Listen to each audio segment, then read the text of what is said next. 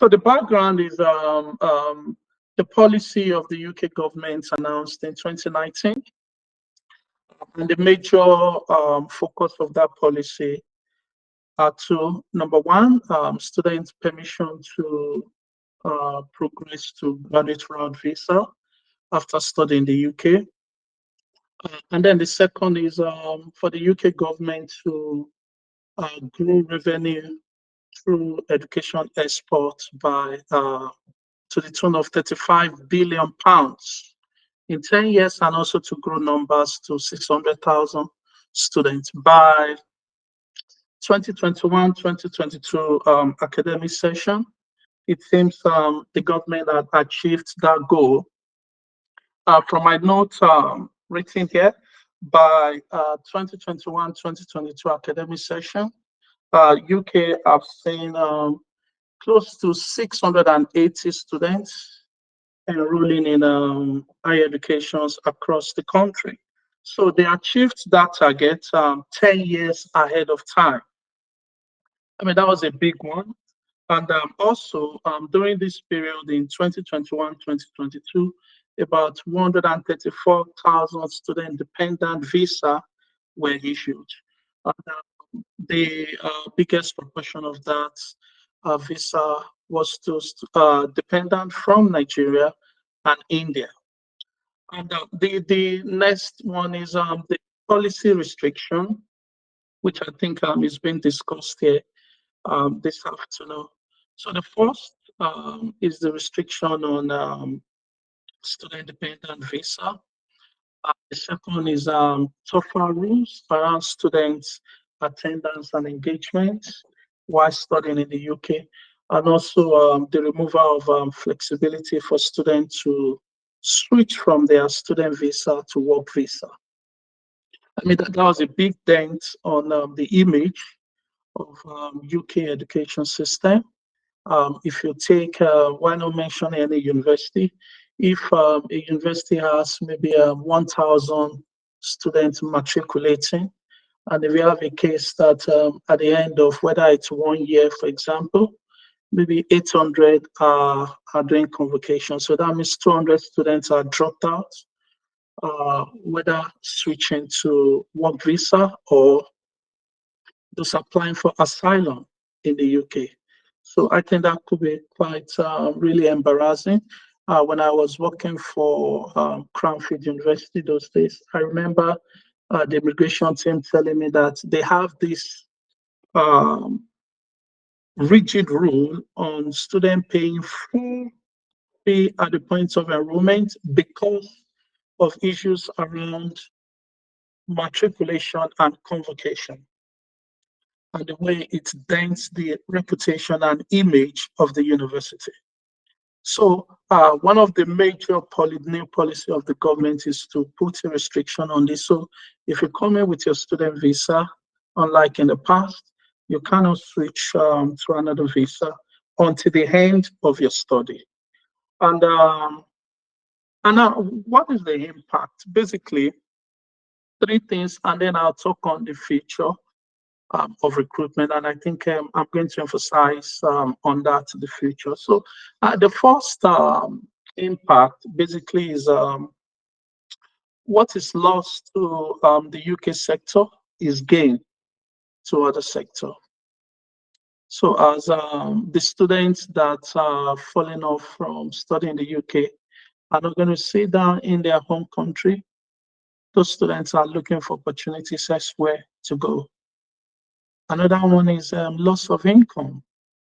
You know, I was in a training yesterday with some guys from University of Cambridge and other places, and I said to them that students to us who are in sales and business development functions, so students are not just students to me, students are clients.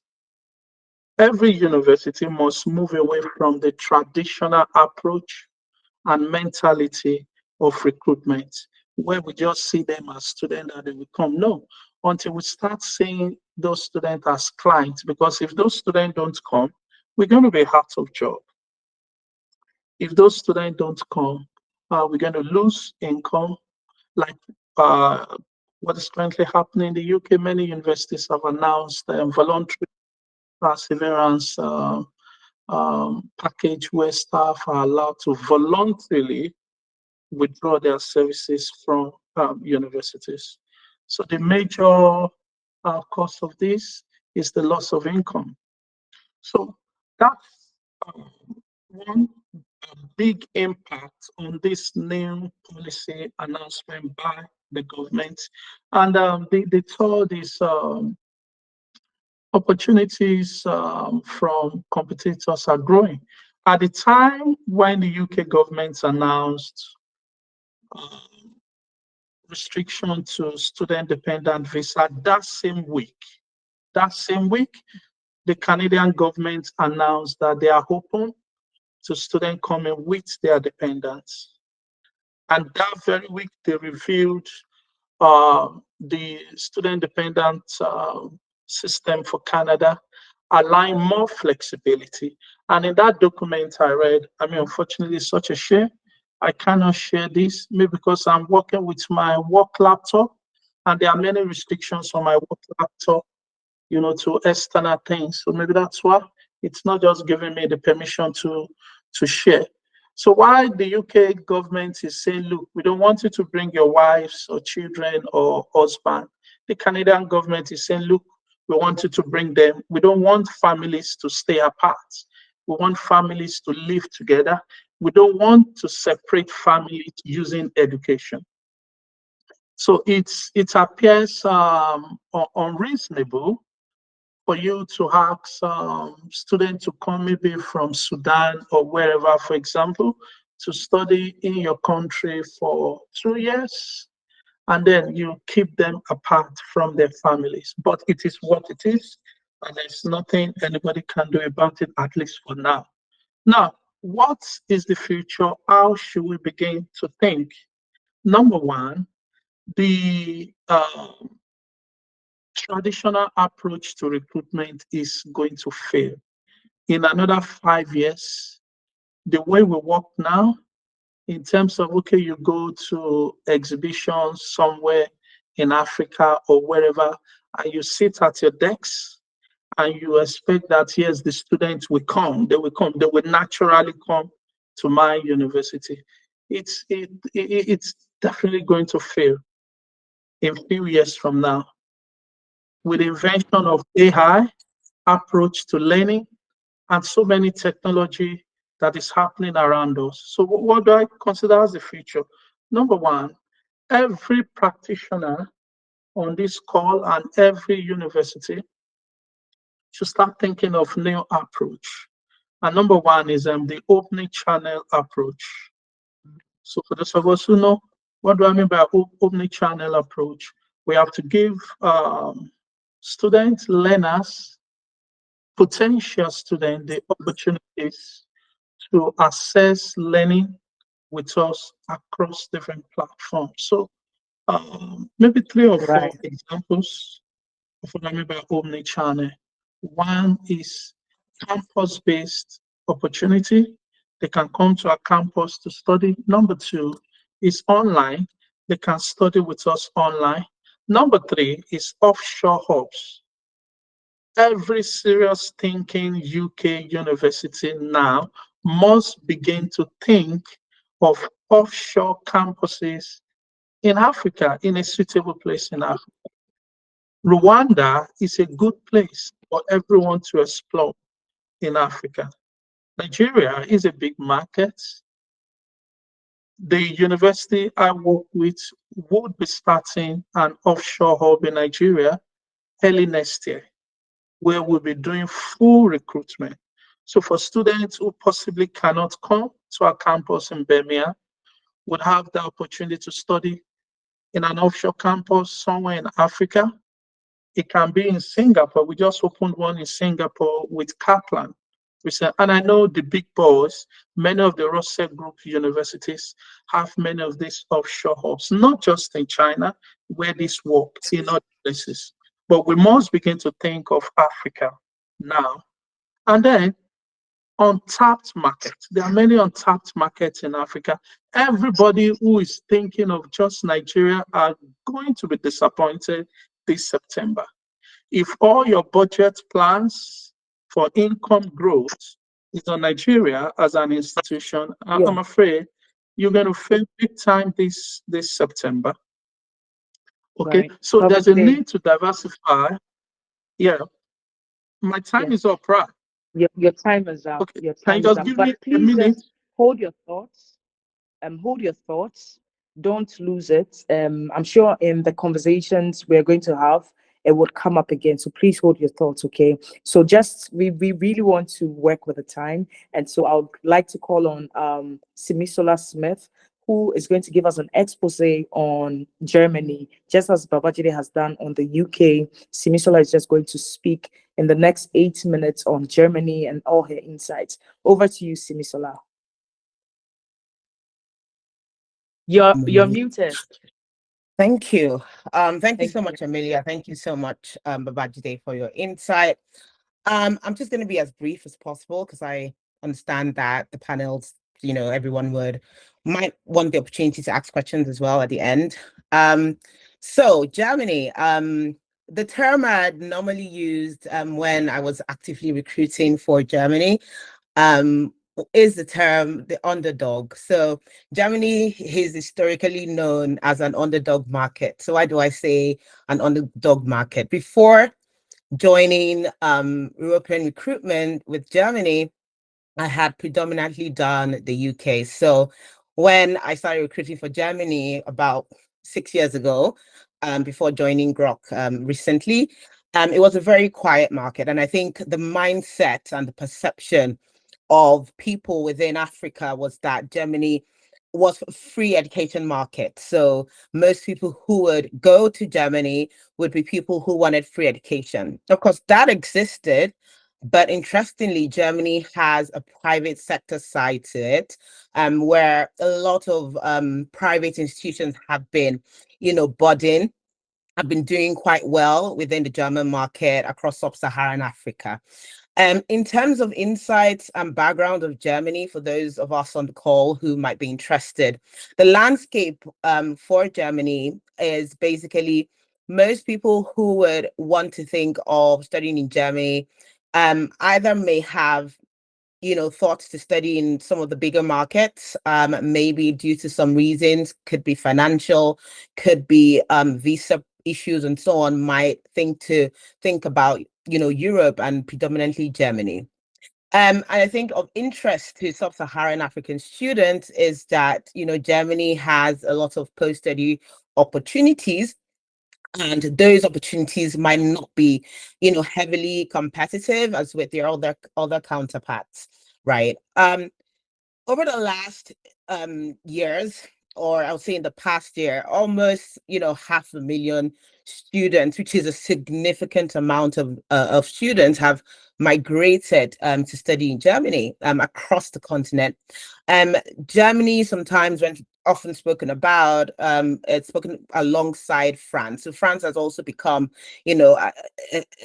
an interesting area with the government of France opening up their borders, sort of say they want to increase numbers of international students who come and study in France. Now, the interesting thing about Germany as it relates to the sub-Saharan market is, whether we like it or not, Nigeria holds the biggest market share when it comes to student migration from Africa.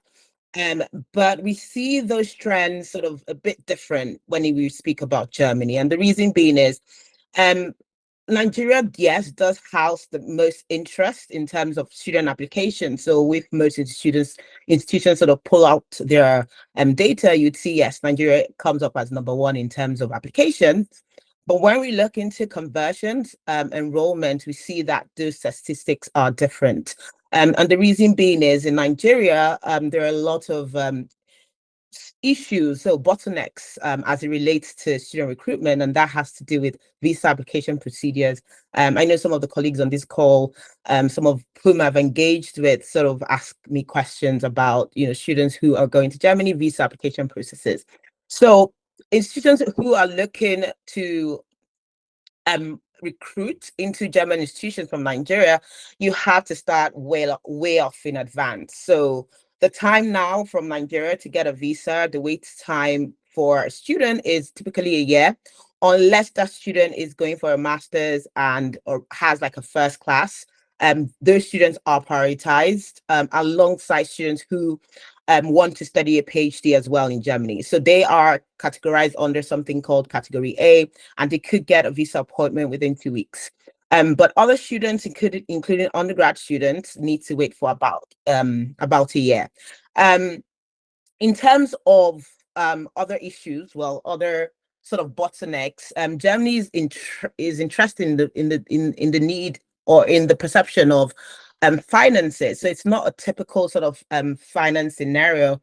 Most students need to have something called a blocked account, which is having an amount of money at the moment is about 11,000 euros plus 11,380 euros in a blocked account to be able to show their financial capabilities. So again, it's good in the sense of it sort of supports with the rationale of genuine students, because if you're genuine, having a blocked account is sort of a way to tell the immigration or tell the German embassy that you are a genuine student. But even aside from the bureaucracies and financial constraints, moving outside Nigeria, you can see the trend sort of really picking up in other parts of sub-Saharan Africa. There a lot of keen interest from parts of Rwanda, Kenya, as well, in terms of numbers looking to study in Germany. And that could be for a number of reasons, because in as much as there are certain bureaucratic procedures, certain bottlenecks, sort of the long-term repercussions or the long-term positive values of studying in Germany still remain. So this year, around June 2024, something called the Opportunity Card and Point System started. So this is basically students who want to come into Germany for a couple of months. They can access the Opportunity Card. Whilst working part-time, they can actually look for a permanent job. So this has, again, been taken quite positively by African students, because what this means is it's now easier to transition from education to employment in Germany. Again, there are a lot of reforms going on to simplify the visa procedures. Definitely, again, some other countries in sub-Saharan Africa are doing way better than Nigeria. Due to the high numbers of interest from Nigeria, we see that there's a lot of backlogs for Germany. There's also other things. So if students are not you've got a minute more, 60, no, that's 50 fine. seconds more. Yeah. Please go on. So if students are not looking into private education, they could possibly look into public education through scholarship as well, called that. Of course, I will go into more detail whilst Amelia is speaking to the rest of the panel, but that's just context and background of Germany from the point of sub-Saharan Africa. Awesome. Thank you so much, Simisola. Do we have Matthew on the call? Matthew, can you put up your screen? Awesome. Over to you, Matthew. Let's have your expose on Canada. Thank you for having me. I am joining from Argentina, from South America today, where I am an international student. I am from Canada, though. I do Canadian immigration work now, and I used to work in the college and university sector based in Toronto for the past 10 years. So I recently changed to go independently because a lot of things I knew were going to happen with international students in Canada. And Canada is, unlike other countries, trying to restrict the number of international students. After many years of growth and trying to increase in student enrollment, including from Africa, Canada is now getting very narrow in its focus. We've seen so many changes in 2024. It has been a shock to the higher education sector. First of all, in January, we saw a doubling of the living expenses from 10,000 Canadian dollars, more or less, to about 20,000 Canadian dollars per year. So that is making Canada less affordable than it was.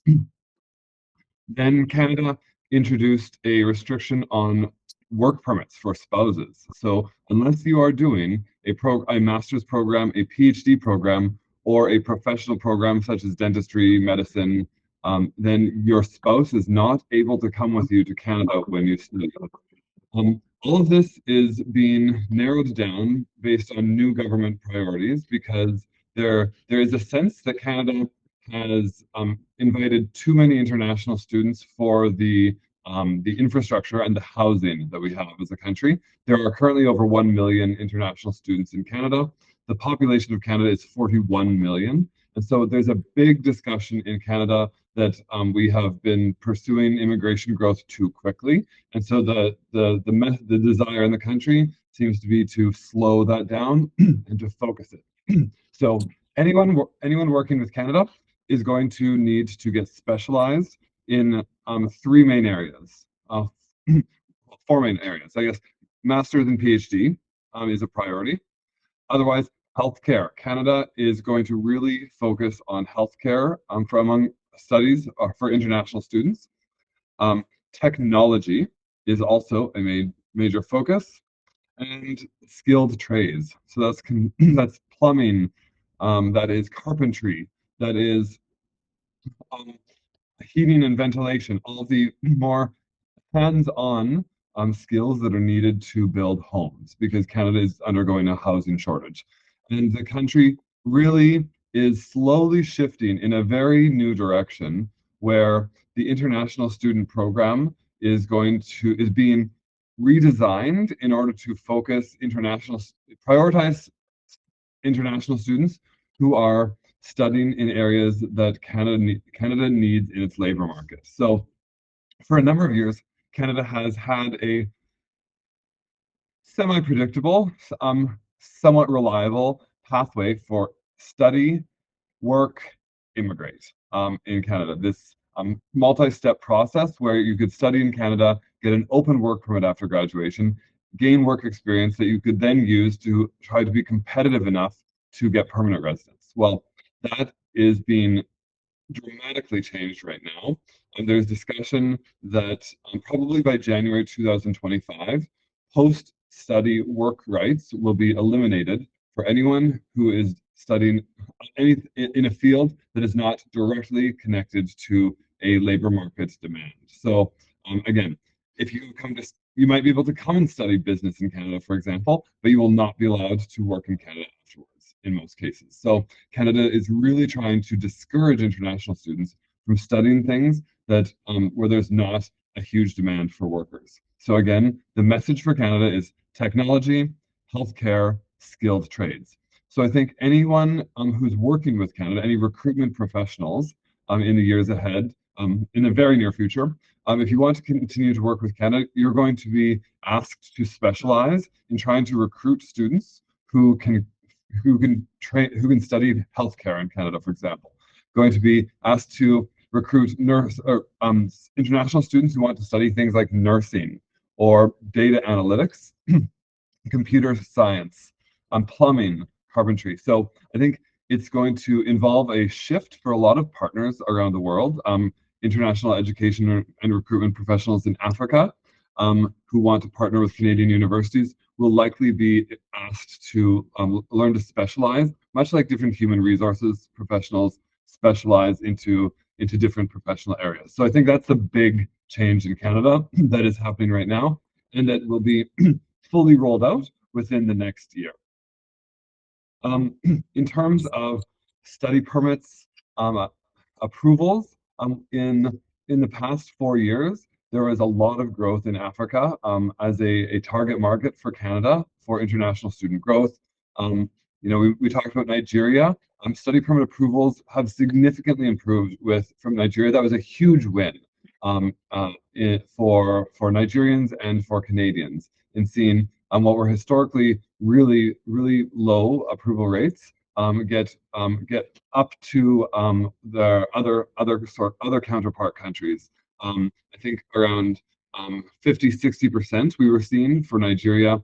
Now it's going back down again this year. We're seeing in terms of trends, we're seeing Ghana as the big market for Canadian schools. There's a lot of attention being put on Ghana by Canadian schools and a lot of interest coming from Ghana. So obviously there are many other markets in Canada. I know a lot of colleges and universities are also putting a lot of attention on Kenya right now as well. So of course, I know there's international education professionals from across the continent on today's call. Anyone who works with French-speaking students is also another huge priority for Canada. Canada is using its immigration program to make social changes in the population. Canada is targeting French speakers for immigration now, and that is expected to continue for several years. So it is exceptionally challenging for English-speaking immigrants, or anyone who only speaks English, to become a permanent resident in Canada, unless you study healthcare, technology, or skilled trades. So, and then French is the pathway to studying and immigrating to Canada. So those are the big changes on the horizon, or sorry, that have started and that we're expecting to continue over the next several years, including when we see a change in government. It has become very clear that our current Prime Minister, Justin Trudeau, will be leaving office in the near future. So lots of changes happening. Thank you, Matthew. Thank you so much for that. And this is very, very telling from UK's point of view, as Babajide has expressed. He spoke on restriction of the dependency visas, the removal of flexibility for students to switch visas. He spoke about how this is a big loss to the UK sector and it's a gain to other economies or other countries. When Simisola was speaking, some of the highlights was she spoke about the dynamics with the timing for visas in Germany and the block accounts dynamics, and she spoke about the opportunity access card or opportunity card access while working part-time in Germany. And then from Canada's point of view by Matthew, he also gave some really, really good insights talking about Canada's focus on healthcare technology, skills training, and he's also actually given us an insight for the future where he says, starting January 2025, the post-study work rights for Canada will be limited in the sense that it will be eliminated in a field that does not support Canada's labor needs or labor market. And so these are like some really, really good pointers, and it just gets us to trying to answer the question, how do we respond as agents of the international education industry in Africa? How are we positioning ourselves to respond to all these dynamics in the different markets? And so we want to open this conversation up. Babajide, Simisola, Matthew, thank you so much. You are free to come in with some ideas. I think one thing Babajide said as one of the solutions is that every practitioner should start thinking about the future and the new approaches. Obviously, that is one point. And we want to open the conversation up. Just raise your hand, you'll be called, give a very short solution to how we want to respond to all these changes that has been spoken about, so that we have a very, very good approach to solving these policies and changes. So over to the floor. Can we have someone who wants to speak to this? Can we have some comments flowing in? Who wants to go first? Okay, someone's mic is on mute. I think we can just listen to the panelists first, and then we can take questions in the chat so that we can exhaust, the what the panelists want to say. Then we can take questions from the comment and then take that later. Awesome. So Simisola, Matthew, Babajide, how do we respond to all of these changes? Well, I think one of the sensible way to go for me is for agents and universities to diversify their cohorts I think more attention should be given to UG recruitment. You know, students going for undergraduate studies are not bedeviled with dependent visa issues because they are not married. They are genuinely looking to study. You know, they are not looking to use the study route as an escape route from their country. So more investment should be made in looking at markets where they can get huge undergraduate markets. So it's one of my own strategy in the last 3 years. September last year, for example, all the students we got to Aston from Tanzania are all undergraduate students. All the students from Tanzania. So I put in so much investment in all these so-called little markets to diversify the course. So if you're just relying on postgraduates alone, especially in a place like Nigeria, then it's going to be a big struggle. So that's just one insight. Nice. Very, very insightful. Diversify your cohorts. Focus on undergraduate applications. Thank you so much, Babajide. Simisola, do you want to say something? Matthew? No, actually, I mean, Babajide has covered it quite well. Don't want to repeat anything because of time.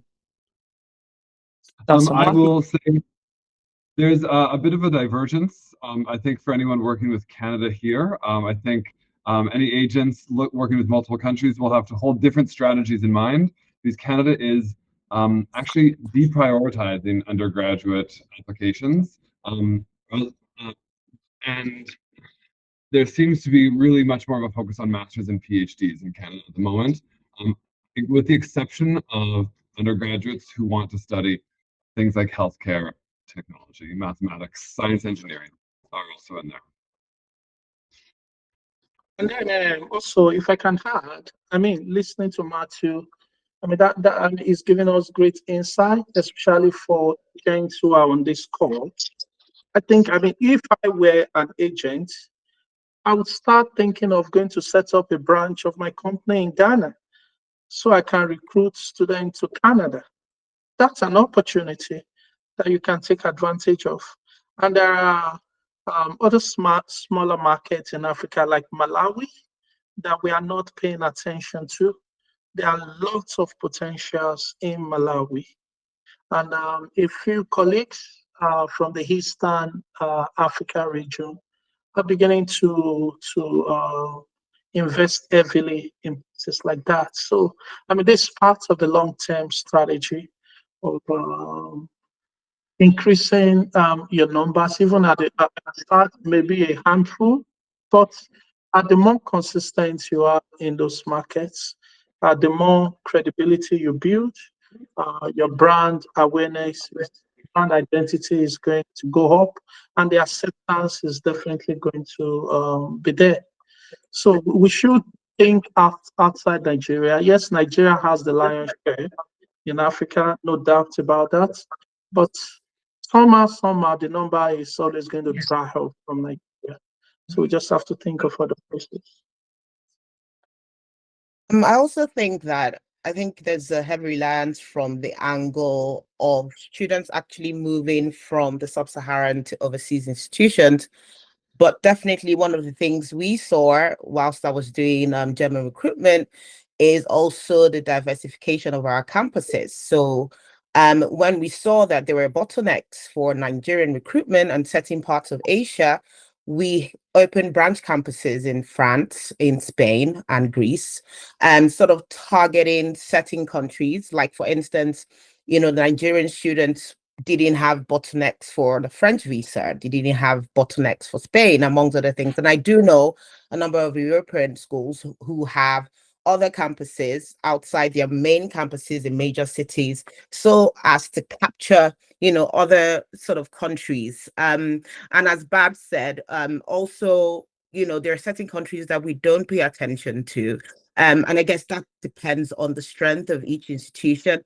We do know that institutions who, for instance, have law programs would do well in Mauritius, for instance. You know, certain campuses would do quite well, or certain schools would do quite well in Rwanda.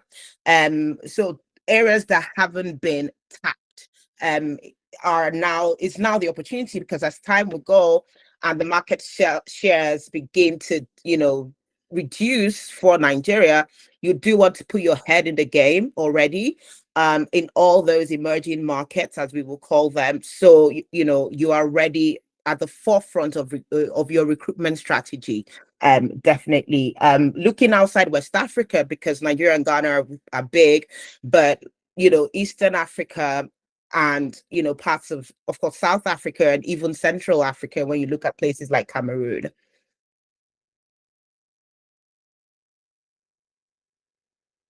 I will add there, I'm really interested about the branch campus conversation. Canada does not have a strong history in setting up branch campuses overseas. There's a number of big failures in recent history. And so I think a lot of caution about doing it, even though other countries have done that successfully. I think there's going to be a lot of layoffs in Canada's international education sector in the next year, and a lot of colleges in particular that will be struggling. So I'll be interested to see if this is a strategy that that any Canadian institutions pursue to really try to stay in the market while there are restrictions at home. I see, while I'm speaking, I see a question about a French-speaking student. Basically, if any French speaker with a upper intermediate to advanced level of French with a master's degree, chances are they qualify for permanent residence directly. This is really how much Canada is targeting French speakers. Even lower educated fluent French speakers are being targeted for Canadian immigration, and there's a lot of frustration. You know, someone who is an English speaker who completed an MBA in Canada may not be able to get permanent residence, but a French speaker with a much lower level of education would be targeted for permanent residence for migration. So we're seeing big shifts in Canada in language politics as well. Thank you very much, Matthew. Oh, there's another question. Okay.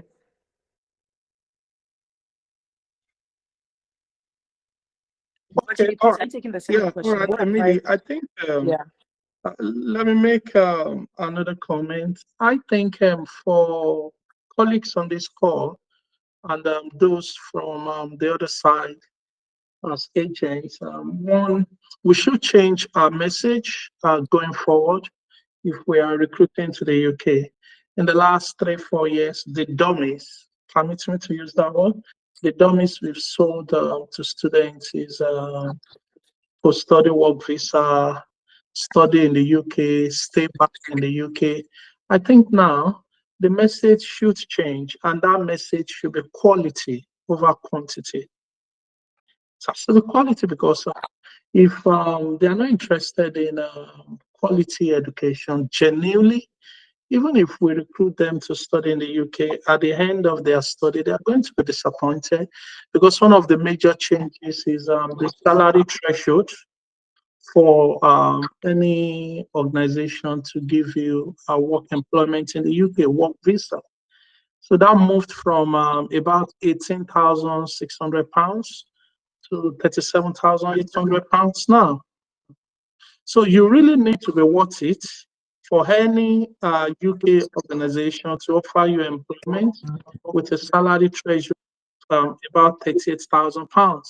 So you really, maybe you studied in a place like Newcastle University or wherever, where they feel the quality is so high, and then you have lots of experience to bring to the table before any employer will give you that. Otherwise, we're just going to be sending people who are going to get frustrated at the end of their journey in the UK. So we need to promote quality, and universities should also strive to integrate employability more than anything in their curriculum, Students must have that chance to connect with industry experience as part of their learning journey. That prepares them for interviews, prepares them for post-study work life in the UK.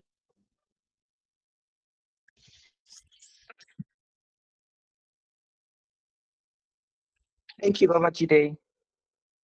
Points very well noted. Thank you so much. And we are on the hour mark. Someone is asking, what advice do you have to navigate the growing financial constraints due to exchange rate in the Nigerian market and also in the Ghanaian market? So I'm just going to read the two questions so that you can take it all together. Hi, Matthew. Thank you for your presentation. The recent introduction of PAL for undergraduate and post-baccalaureate students, do you think that would affect the rate of visa approval in favor of students in these programs? And so maybe Simisola, you want to take the financial constraints due to the exchange rate in Nigeria and Ghana. Then Matthew takes the question from Daniel. Okay, no problem. I think there's been a big elephant in the room across different countries, even not just Nigeria and Ghana, but even across sub-Saharan Africa, even with students from Kenya, Rwanda, everyone, has something to say about the rate of exchange. I'd say, I know this might sound like just repeating, but starting early is really important. Planning, financial planning ahead. We do know that Nigeria is a late market. Sometimes some students make decisions or their sponsors, approve of those decisions later on. And that could also mean because some sponsors don't have a sort of consistent stream of income. Some run businesses and sort of await bonuses, await profits and all those calculations. But because the rate of exchange is fluctuating constantly, planning early could not be more important than now. It's now that, students have to think in the future, even if there were going to be an increase in the tuition fees or the living expenses, give or take, adding an additional 10%, 15% on top, whatever you are looking at, sort of sets you in a really good position. In terms of constraints, again, students need to know that if they do have value themselves, they could be putting themselves at the forefront of anything positive in regards to scholarships. I know a lot of institutions don't go with the mindset of selling scholarships or there are scholarships available because you do have to work hard for those scholarships to even get them. Your grades, your background, your CV, your experience needs to be reflective. But these are also ways, students have bypassed spending or paying for, their studies, right? So scholarships and building your application, like Louis on the call, he's a Chevening scholar, having that community to build that rationale of that scenario that you could be a student that an institution could give a bursary or a discount, amongst other things. So those are sort of little ways. For Germany, for instance, something that's big is the DAD scholarship, but that's not just given to anybody, right? It's given to the cream de la cream of people who have solid educational backgrounds. That's true. Thank you so much, Simisola. Thank you. Spot on. You are spot on with that. Matthew, over to you. All right. I'm taking the question about something else that Canada introduced called the provincial attestation letter. Another thing Canada is doing is trying to spread out international students across the country and also reduce the number of international students in places like Toronto and Vancouver, where housing costs are exceptionally high. So this is what this provincial attestation letter is doing. It's just another bureaucratic approval level to change some of the incentives and decisions. The purpose of the question, though, is about visa approval rates.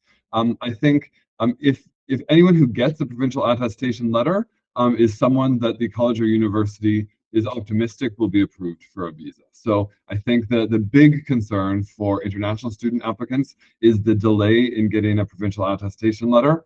And to add to what Simisola was talking about, advanced planning is more important than ever.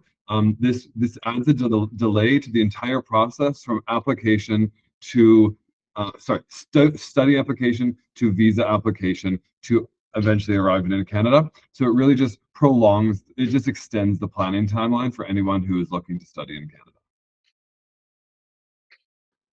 Thank you so much. Thank you so much. Apologies for taking extra 5 minutes off everyone's time. I would just like Mr. Louis Adekola to give us some announcements from TINE, and then we are done for the day.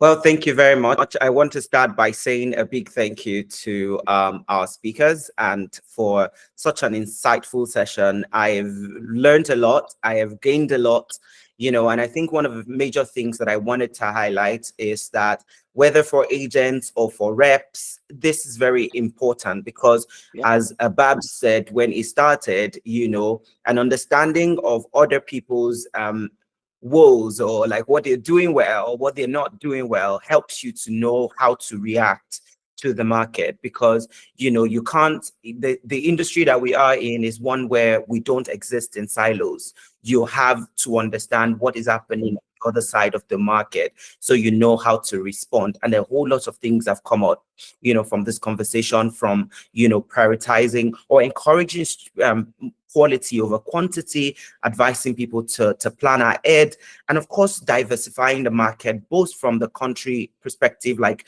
looking at other market, other countries, but also in terms of study levels, you know, not only focusing on postgraduate, but also looking at undergraduate market, what can you do?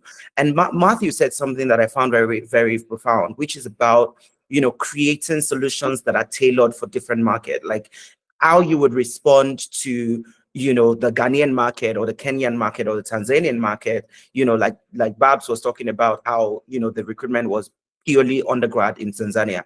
It really helps us to understand that the work that we're doing takes a lot of creativity. You know, I started off by talking about how important creativity is for the industry and the market that we are in. So I really want to thank you all for that session. I won't waste too much time. I've already included in the chat, you know, the link to joining the database, and I'm sure that Daniel and some other people would put other links there. We'll also share the email. If you have any question, if you have any feedback for us, you know, we're very happy to take feedbacks, you know, to getting more information on what we can do better and how we can create more opportunities. If you have ideas of topics, you know, things that you think that you would like to learn or like to share, you know, please feel free to let us know via email. I've also shared the link to download the reports that I talked about earlier. So please feel free to check that as well. I'm also very happy to share with you that we have a YouTube channel now, and we've started sharing some of the highlights from the event last year there as well. You also have the link to that as well. Sorry, we're bombarding you with a lot of links now. But it's just really to tell you that a lot of things are going on in TINE Africa, and we hope that we can consistently provide the opportunity and support that we need to grow together as an industry and to actually get to that point where we can create a robust and a very formidable industry. So look forward to more events. Last year we had the Instagram live session. Last month we did the Instagram live session. This month we're doing the webinar. Next month we're going to have another Instagram live session, and then after that in August we're going to have another webinar. That up until December, where we'll gather again in Lagos, Nigeria, for the summit and the awards. I'm sure that many people are already looking forward to this. We hope that we can get more people to join us for that you know, event later in the year. That is not only just to learn and to grow, but also to celebrate and to have a great time with one another. So thank you all for being a part of the session, and I want to again thank the speakers. I want to thank the team as well, who have worked tirelessly in the background to ensure that things go smoothly, and I'll pass on back to Emilia to close off the session. Thank you all so much. Thank you so much, Louise.